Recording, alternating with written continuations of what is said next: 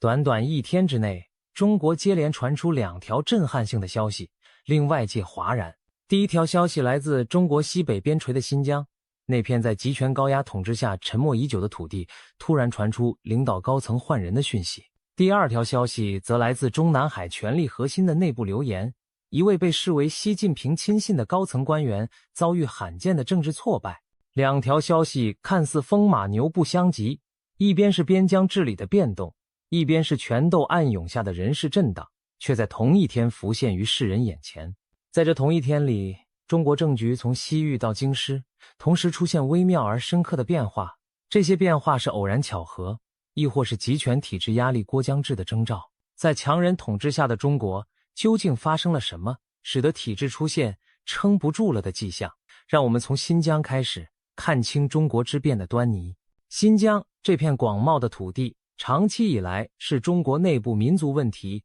与国际人权关注的焦点。自中共当局在过去几年对维吾尔等穆斯林少数民族实施极端高压政策以来，新疆几乎与再教育营、严密监控、文化清洗划上等号。曾几何时，上百万维吾尔族人被关进所谓职业技能教育培训中心，宗教信仰和文化活动遭到打压，清真寺被拆毁，维吾尔语教育被弱化，整个新疆仿佛被打造为一座高度警戒的监狱。天罗地网般的监视摄像头、大数据和人工智能系统，密集的警务站点，无时无刻不在剥夺人们最基本的自由。中共以反恐维稳为名，在新疆施行的这套铁腕统治，不仅引发西方国家谴责，也让不少信奉伊斯兰教的国家感到尴尬。在这片沉默而压抑的土地上，一切似乎静止无声，然而暗潮从未停息。就在此时，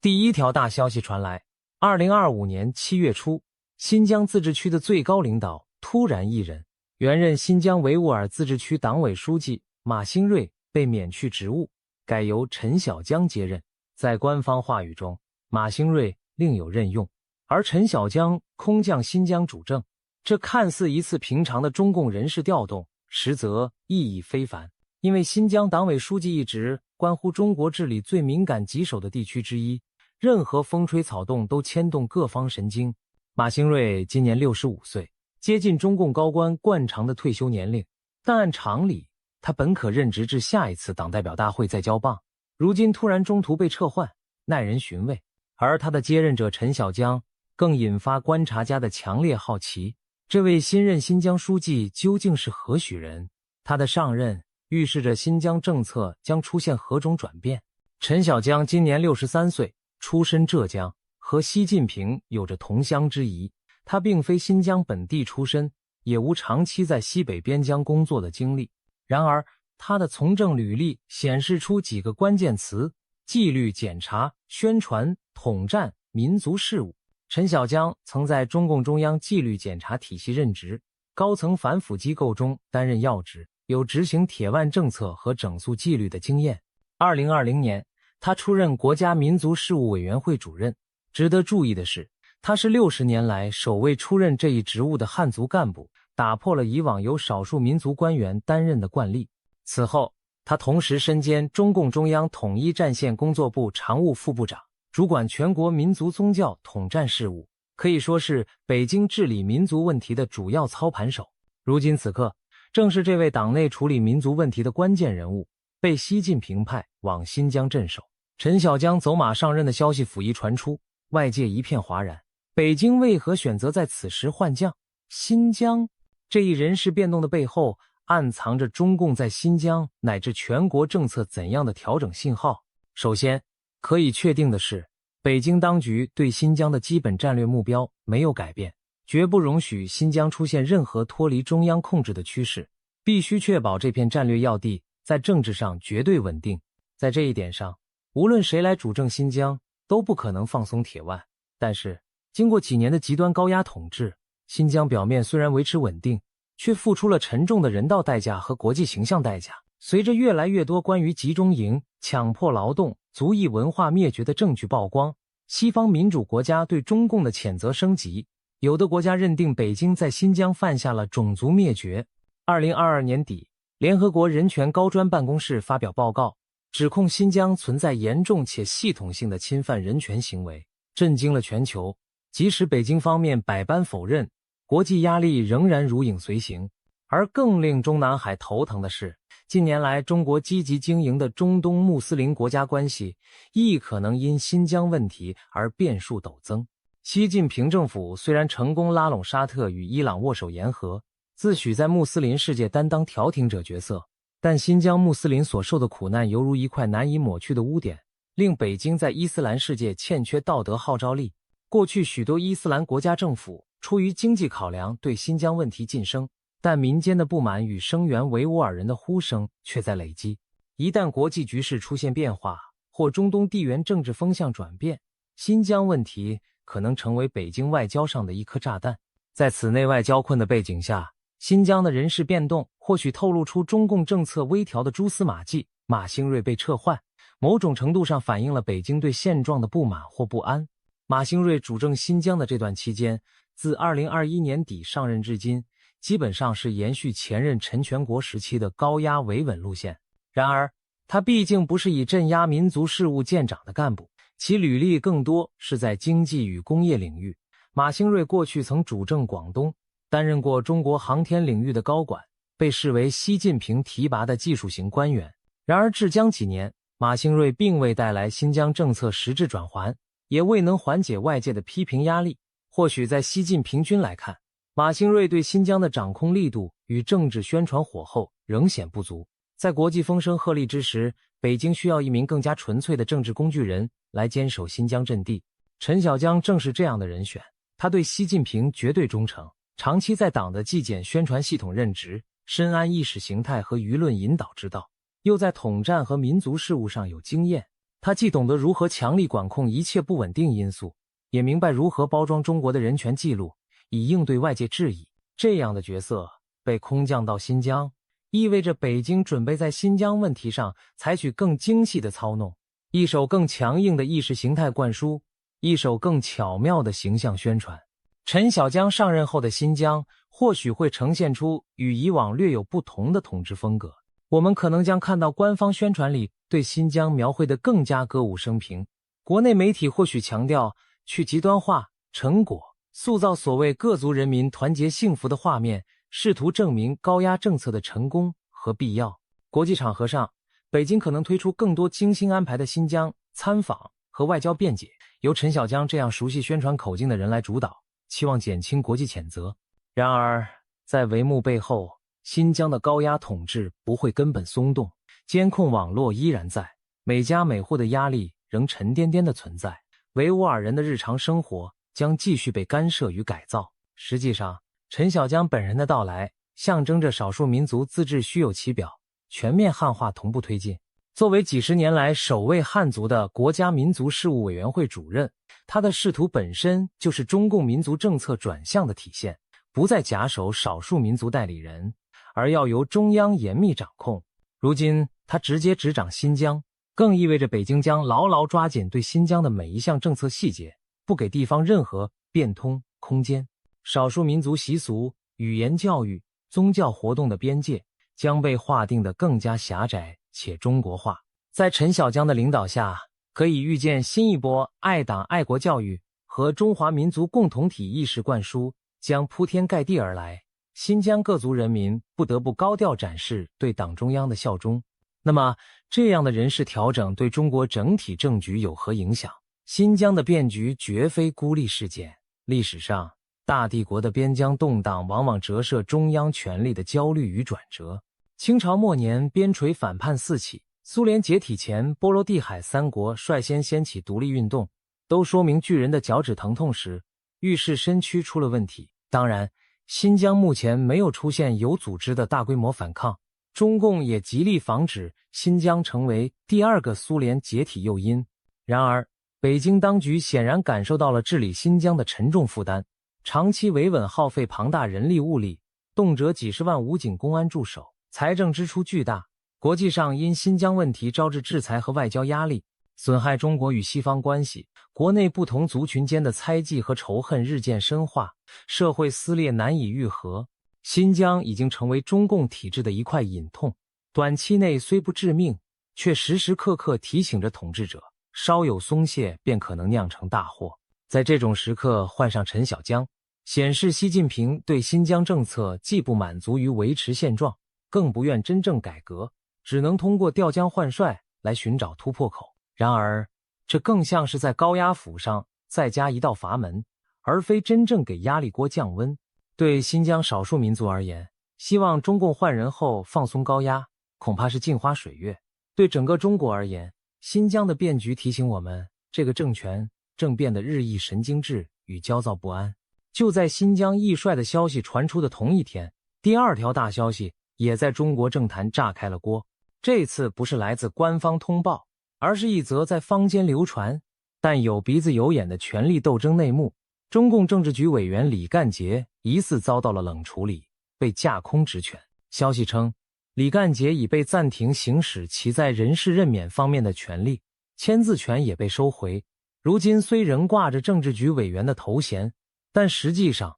大权尽失，处境岌岌可危。虽然这项讯息尚未得到官方证实，但迅速引发各界高度关注，因为它牵涉中共最高层内部难得一见的人事波澜。如果消息属实，那么李干杰很可能成为习近平上台以来首位倒下的习家军政治局委员，也是中共权力核心出现裂痕的一项重大指标。李干杰是何许人也？他现年61岁，一直被视为中共政坛的明星人物和习近平的亲信之一。李干杰出身清华大学，是环境科学技术领域的专业型官僚，曾任生态环境部部长，以严厉治污的形象闻名。2018年，他主政河北省，在京畿要地为习近平推行环保和经济政策，颇受器重。2021年，李干杰调任山东省委书记，成为一省之长，且在次年中共20大上更上一层楼，晋升政治局委员，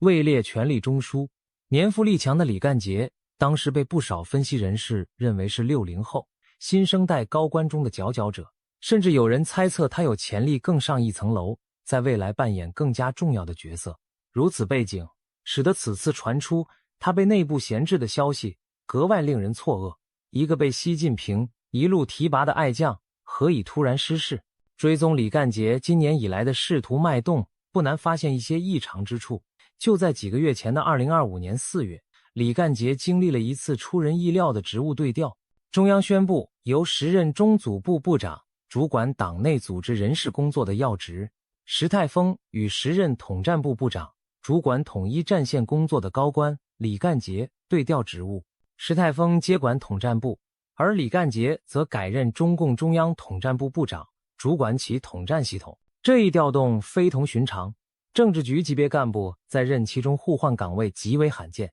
显示习近平在高层人事布局上做出了一项特殊安排。当时外界就议论纷纷，猜测习近平此举用意。统战部长一职表面看来也是正部级，李干杰并未降职，但实际分量和敏感程度远不及中组部。中组部部长掌管全党高官升迁，权力极大，而统战部主要对内联络党外人士和对外影响侨团、港台。虽然是习近平治下的重点领域，但相对缺乏实权。习近平让李干杰离开实权熏天的中组部，转而去统战部，已被部分观察者解读为对李干杰的一次冷降，委以闲职，闪开核心圈。在当时，官方并未给出充分解释，只以冠冕堂皇的工作需要一语带过，但不少人闻到了其中的不寻常气息。果不其然，几个月过去，如今又传出李干杰被进一步架空权力的传闻，更坐实了此前的猜想。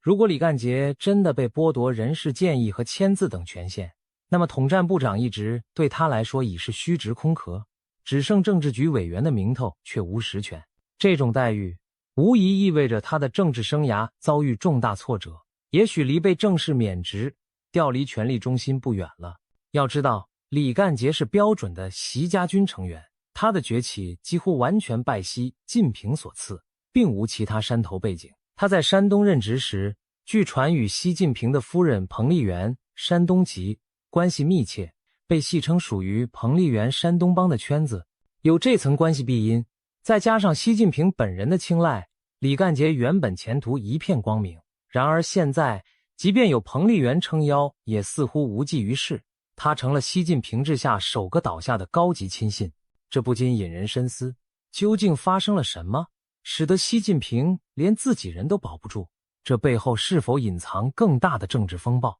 有分析指出，李干杰之失势可能与中共内部日益加剧的权力斗争和整肃风气有关。习近平在第3个任期开始后，持续强调党内纪律、忠诚、团结，他对任何可能的异己和潜在威胁毫不手软。过去1年里，中共内部不断传出高层官员出事的消息，先是前外长秦刚神秘消失职场，前国防部长李尚福落马调查，接着火箭军高层人等一批将领被清洗，更有传闻几位高官涉及不明案件遭处置。这一系列事件表明，习近平正以前所未有的力度清除着他眼中的不安定因素。李干杰作为习的爱将，理应稳若泰山，但有2种可能使他也成了牺牲品。其一，习近平为巩固绝对权威，不惜自己人也要开刀。李干杰在中共官场年轻有为，难免引人注目。在一个集权领导者眼中，哪怕亲信的光芒过剩，也可能变成潜在威胁。或许李干杰在地方主政期间与某些利益集团走得较近，或在中组部任上得罪了一些人，引来告状，让习近平对他产生嫌隙。习为了杀鸡儆猴，防止任何山头形成，选择拿李干杰开刀，以向全党宣示，没有谁是不可碰触的，皇上爱臣亦能治臣。这与中共历史上一再出现的权斗戏码如出一辙。毛泽东当年整肃功臣刘少奇，邓小平多次拿自己的学生开刀，都带有这种凌驾一切的权斗逻辑。其二，李干杰可能卷入了近期党内某些禁令风暴，而成为替罪羊。近月来，中南海推出了一系列整顿党纪党风的新规，例如所谓史上最严禁酒令，要求党政军干部在24小时内一律不得饮酒，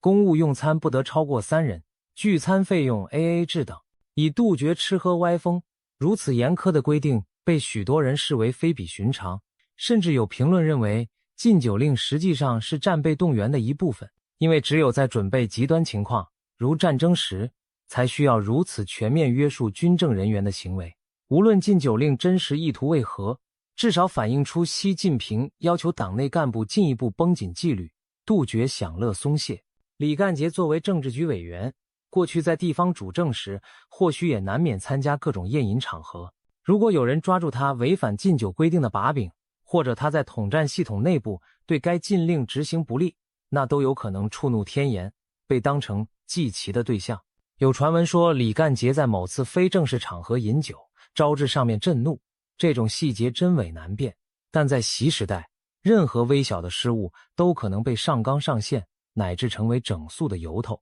更耐人寻味的是，与李干杰遭遇不妙的传闻同时，军中人事异动的爆料也在流传。有消息称，中共中央军委办公厅主任近期已被悄然换人，由军中大将张又侠的亲信接任，甚至有传5大战区司令部的运作一度陷入停顿状态，暗示着解放军高层可能经历一场腥风血雨的大清洗。尽管这些传闻无法完全证实，但结合李干杰之事，不禁让人联想，习近平的统治正在经历一场信任危机和内部震荡，从政府高官到军队将领，都可能有人因各种原因突然消失或被整治。这种高度不稳定和不确定性，正是集权统治晚期常见的特征之一。领导者疑神疑鬼，为了保全不惜四处挥刀，结果弄得朝野人心惶惶。李干杰本是习近平一手培养的嫡系，如今却遭此境遇，足见中南海的政治生态已经绷紧到何等程度。从新疆的极端高压统治到北京权力核心的内斗整肃，这一天发生的2件大事看似分散在中国版图的两端，一端是广袤边疆的民族问题，一端是核心高层的权势游戏，实则都折射出威权体制运转的阴暗逻辑，也引发我们对民主与专制差异的深刻省思。在民主社会中，政府的权力更替和政策调整通常通过公开透明的机制进行，民意和法治是重要的约束。然而在中共治下，一切变局都带有黑箱色彩。新疆政策上的大转折不会由选票决定，而是取决于最高领导人的一念。高层官员的臣服也无关法律程序，更像皇朝宫廷中的恩怨戏码。无论是陈小江主政新疆，还是李干杰试图受挫，背后的决策过程都秘而不宣，人民无从智慧。这正是威权体制与民主制度的根本区别。前者把国家的命运与亿万人民的福祉系于极少数人的私心与恐惧之上，后者则以制度保障将权力关进笼子，以公开问责来校正错误。当我们看到新疆数百万无辜民众被无声碾压时，当我们看到北京高官朝不保夕，人人自危时，更能体悟到民主自由的可贵。对于台湾民众，特别是深具民主意识和人权价值观的民进党支持者而言，新疆的人权悲剧和中共内部的残酷权斗都提供了活生生的反面教材。它提醒我们，一个专制政权对待自己人民尚且如此狠辣无情，又怎可能善待台湾人？中共在新疆推行文化灭绝式的同化，在香港践踏一国两制，毁诺，在自己官员中动辄整肃亲信，这一切迹象串联起来，画出了极权主义的真实面目，那就是对权力极度贪恋，对意见零容忍，对人性尊严毫无敬畏。一旦有朝一日台湾落入这样的政权魔掌，可想而知自由将荡然无存。昔日自由之岛极有可能重演新疆的悲剧，集中营也许会换一个名字上演，强迫洗脑和忠诚教育恐将成为日常。在新疆，我们看到清真寺变成党文化宣传的场所，那么在台湾，寺庙、教堂和学校难保不会被迫挂上中共领袖的画像。在新疆，维吾尔族人连自己的母语和名字都要被改变，那么台湾人原有的生活方式、自由媒体，甚至说的语言，是否也将被摧残殆尽？这不是耸人听闻，而是血淋淋的现实预演。更重要的是，新疆经验也启示我们，民主与人权价值需要防卫，不能对集权抱持任何幻想。中共当局对新疆所作所为，最初打着反恐旗号，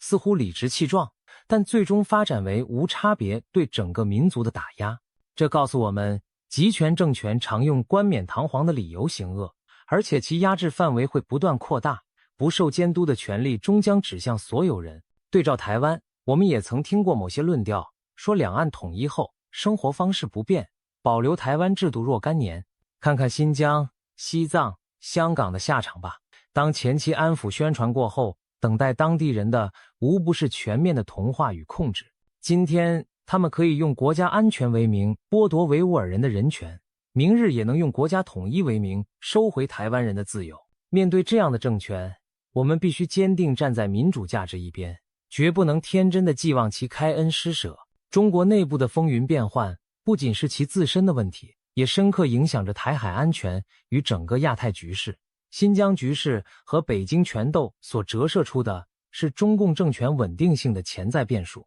一个内部压力重重、危机四伏的中共，对外政策将出现两种可能走向，而这两种走向都与台湾和区域安全休戚相关。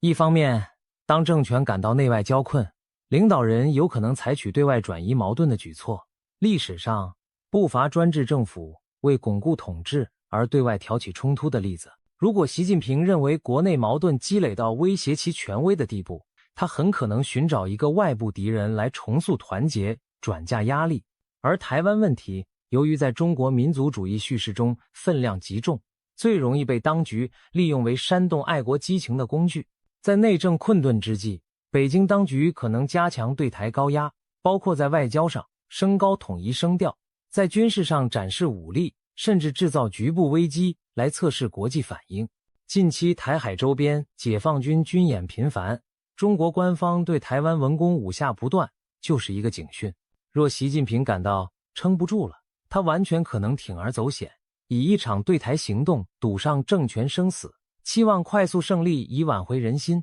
这对台湾而言无疑构成巨大的安全威胁。我们必须以更高的戒备来面对一个内部不安却对外冒进的中共政权，加强国防、自卫与国际合作，防范北京的任何误判和冒进。另一方面，内部压力也可能使中共在对外关系上投鼠忌器，甚至被迫收缩拳头，以避免同时开辟太多战线。当下中国经济下行压力巨大，失业问题严重，地方财政不稳，人心思变。在这种状态下，北京未必有充足资源和信心去承担大规模对外冲突的代价，尤其是对台动武这种高风险行为，一旦失守，政权将面临灭顶危机。或许正因如此，我们也看到习近平近期在某些外交场合似乎试图缓和气氛，例如对欧洲露出相对温和姿态，或与邻国如日本、韩国进行有限度接触等。甚至在不久前有消息称，习近平将罕见地缺席金砖国家峰会等国际多边会议，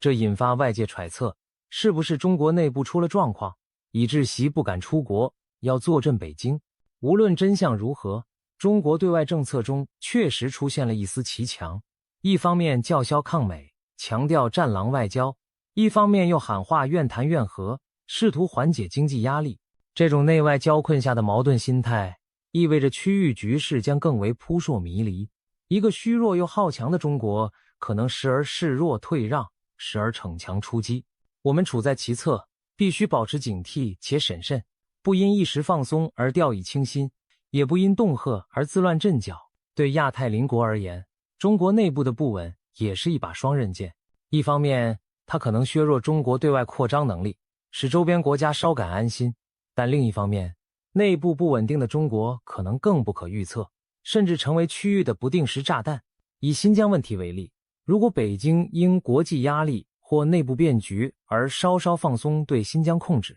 会不会激起潜伏的不满，导致局势动荡？那将波及中亚地区安全，牵连俄罗斯、中亚5国，甚至更广泛的反恐形势。又如中国高层权斗加剧，如果习近平对军队和安全部门的控制力减弱，某种程度上可能诱发军方擅自行动或边境蠢动，对东海、南海局势构成风险。反过来，中国若为了转移注意力，刻意在南海、东海挑起争端，美日等国也势必更强力反制，区域紧张升级恐无可避免。可以说，中国内部压力和对外关系相互交织成一盘大棋，稍有闪失，区域和平都将受到波及。纵观上述种种，新疆易帅与高层内斗，这一天两条大消息，其实是中共政权整体压力的一个缩影。深层的逻辑在于，集权统治下积累的内外矛盾正在逼近一个临界点，迫使当局不得不以非常手段自救，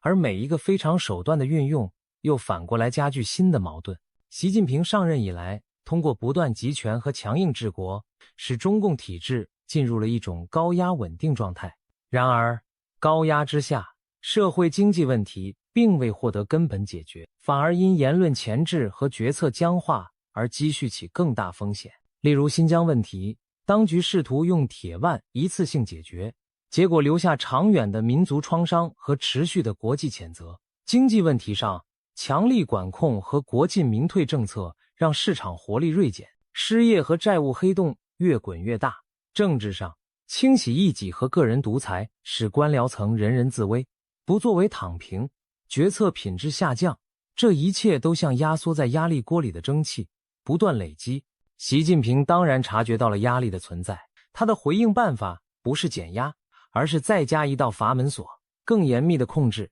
更频繁的整肃，更猛烈的宣传。然而这些举措就像在压力锅上紧锁安全阀，短期内防止了爆炸，长期看却增加了釜底爆裂的危险。新疆换将和李干杰被架空事件，从表面看，一个是调整边疆政策，一个是清理权力核心，但串联起来，传递出一个共同讯息：中共政权已到了不得不变的时候。所谓变，不一定是朝良性改革的方向，很可能是更极端、更冒险的路径。习近平会不会在新疆问题上稍微软化，以换取外交空间？会不会在内政上挥刀祭旗，以震慑官场？亦或会不会对外挑衅，博取民族主义支持？这些变的选项还未确定，但可以确定的是，现状难以为继的危机感已渗入中南海的空气中。正如本篇标题所言，撑不住了。这既可能是指新疆那头压抑的维稳政策终究撑不下去，也可能指中共内部的高压态势出现了裂痕。对此，我们不能掉以轻心，更不能幸灾乐祸地以为中共垮台在即。历史经验表明，威权政权在动荡前夜往往更具攻击性和破坏性。越是内部危机四伏，习近平越可能加码集权控制，甚至铤而走险。在可以预见的未来，我们也许会看到新疆实行新一轮严打运动，以阻止任何风吹草动；看到北京高层继续有人头落地，以儆效尤；看到中共对国内思想、对网络舆论收紧得更厉害，以防民间非议渗透。国际上，随着美中博弈加剧，中共可能一面高喊对抗，一面暗求缓和，政策摇摆不定。对台湾和民主世界而言，最关键的是要保持定力与原则。中共的不稳定性固然让人忧心，但我们坚信的民主、人权价值更需坚守。台湾要加强自我防卫，同时善用国际同情新疆、香港等案例的舆论，凝聚对抗集权的国际联盟。民进党政府和支持者更应团结国内共识，认清中共本质，向世界讲好台湾坚守民主的故事，让更多国家理解支持台湾就是支持民主对抗专制，就是避免明日的新疆悲剧重演。在更多地方，当前的中国正站在一个微妙的转折点上，新疆的变局或许只是开始，北京权斗的暗涌仍未平息，集权的长夜里，一丝曙光往往伴随着更多的黑暗较量。然而我们坚信，没有任何高压统治能永远压制人民对自由和尊严的向往。就如同苏联帝国曾在外强中干中土崩瓦解，中共政权看似强大，其内部矛盾终有一天会引爆变革的契机，那将是中国之变真正来临之时。在此之前，让我们密切关注新疆传出的每一丝变化，洞察中南海权力角逐的每一个细节，因为这些迹象都在提醒我们，今天的中国政权外表再强硬，内里其实已现淬裂。对于民主台湾而言，唯有自强不息，联合国际伙伴，方能在变局中立于不败。在风雨欲来的前夜，我们选择站在历史正确的一边，与普世价值为伍。当集权终于坍塌的晨曦出现时，我们才能无愧地说，我们守住了自由的灯塔，照亮了那漫长黑夜中的道路。